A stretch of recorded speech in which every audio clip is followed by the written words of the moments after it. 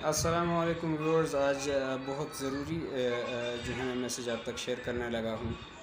آپ ضرور اس کو آگے شیئر کیجیے گا، خاص کر فیس بک گروپس میں.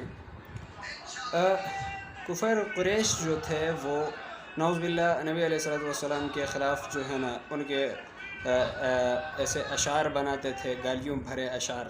لیکن وہ ہم تک نہیں پہنچا. پتہ کیوں؟ وہ اس لیے ہم تک نہیں پہنچے کہ صحابہ نے ان کو کاپی نہیں کیا اور ان کو آگے شیئر نہیں کیا.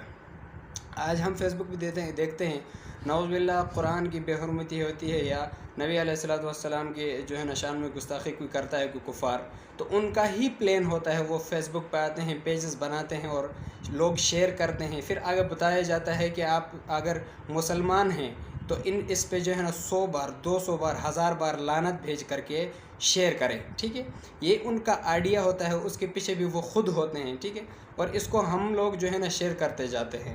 لہٰذا ایسا شخص کوئی بھی سوشل میڈیا پہ ہمیں نظر آتا ہے تو سب سے پہلے اس کو ہم نے بلاک کر دینا چاہیے.